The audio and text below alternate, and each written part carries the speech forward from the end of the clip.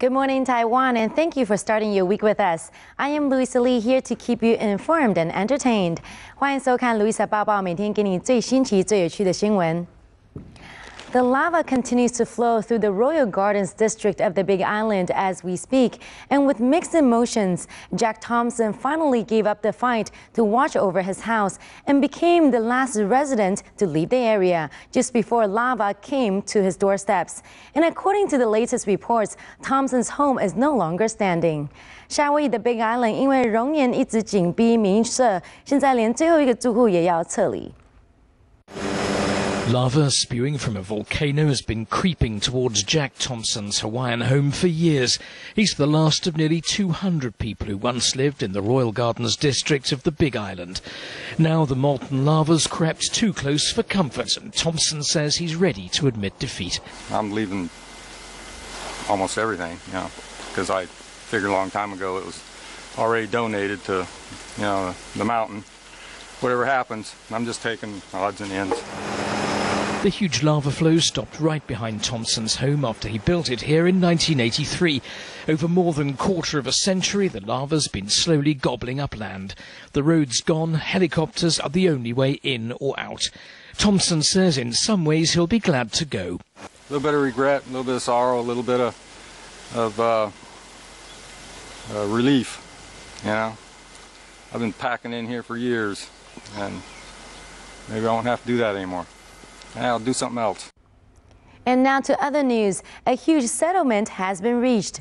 BP is looking to pay up to $7.8 billion to individuals and businesses harmed by the 2010 Gulf of Mexico oil spill. However, their legal battle is not over. The oil giant also faces environmental claims, which may cost them billions of dollars more. 英国石油公司 BP 最近与原告达成庭外和解，将赔偿78亿美元给超过10万名漏油受害者。 Giant BP has reached an estimated $7.8 billion deal with plaintiffs, including fishermen and cleanup workers who are suing over the massive 2010 Gulf of Mexico oil spill, just 3 days before the case was due to go to trial. However, the company still faces claims by the U.S. government, Gulf states, its drilling partners, and shareholders. U.S. District Judge Carl Barbier said the proposed terms of the class settlement would be submitted to court for approval. He had already delayed the start of the trial to allow the plaintiffs' steering committee, representing fishermen and businesses whose livelihoods were damaged by the oil spill, to negotiate. BP said the nearly $8 billion settlement includes a commitment by BP worth $2.3 billion to help resolve lost claims related to the Gulf seafood industry. In Venice, Louisiana, only 42 miles northwest of the ruptured well, fishermen said that the litigation will make little difference. It's not really going to affect me one way or the other, no matter who gets to blame, who pays the fine, or who goes to jail, who doesn't go to jail, or who gets away. So it doesn't really affect me as far as I'm concerned. No, I'm not involved in litigation. I don't want to be. I think it's just all the big guys pointing fingers at each other. Nobody wants to be at fault or the blame dropped on, and it's probably a little bit of all of them's fault because they get. Not that rules aren't in place already to cover what happened out there.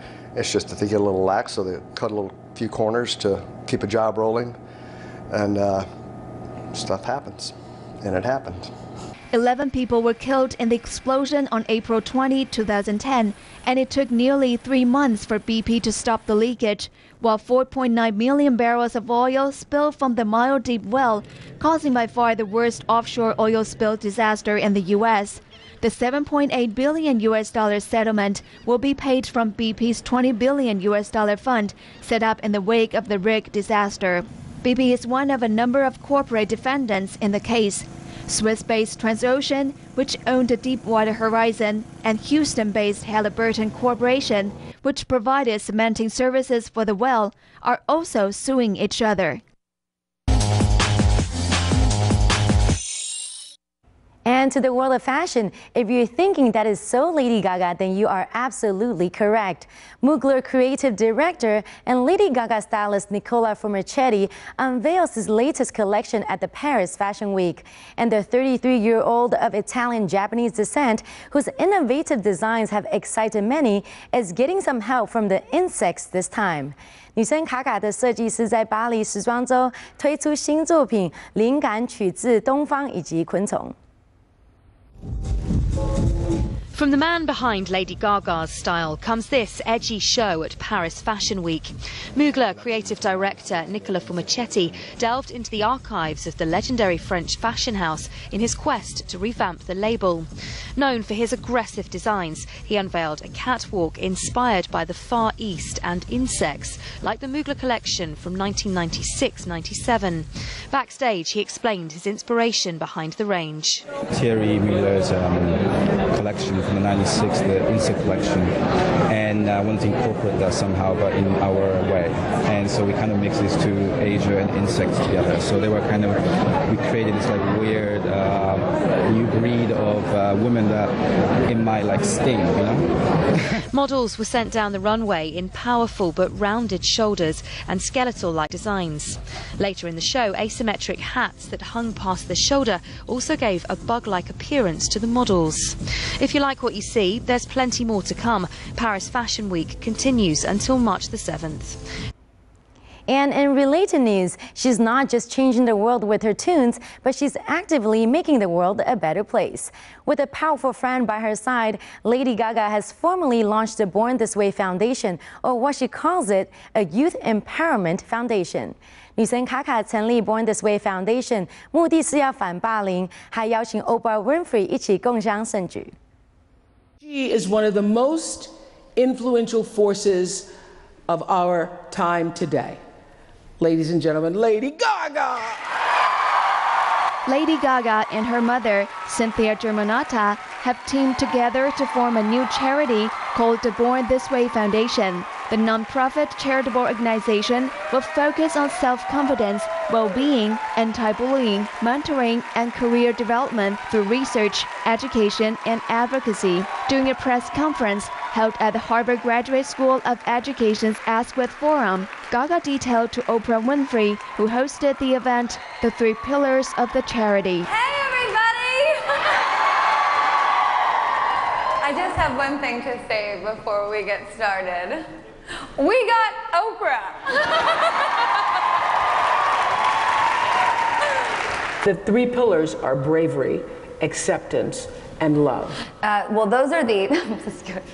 I'm like, well, those are 3 important aspects of the foundation. But the 3 pillars are SSO, and if you could remember these things today, it would make me very, very, very happy. It's safety, skills, and opportunity. SSO. SSO. Number 1, I want everyone to feel safe in their community. School, home, whatever city you live in. 2, developing the skills that are needed to be a loving, accepting, and tolerant person, and to also inject that sentiment into all the people around you, being a supportive human being.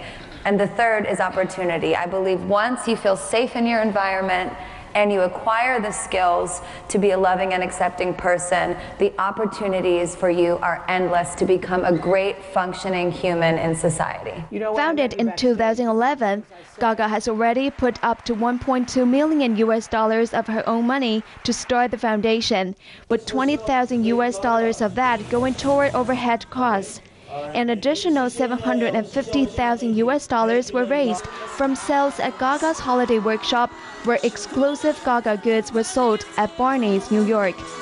And after one-on-one with Winfrey, Gaga then participated in a mock trial that included Deepak Chopra, U.S. Secretary of Health and Human Services, Kathleen Sebelius, and others, to outline what she hopes to achieve with the Born This Way Foundation. And that is all the time we have for this edition. I am Louisa Lee, and we'll see you back here tomorrow. We got the latest weather update coming up and more top stories, though, so don't go anywhere.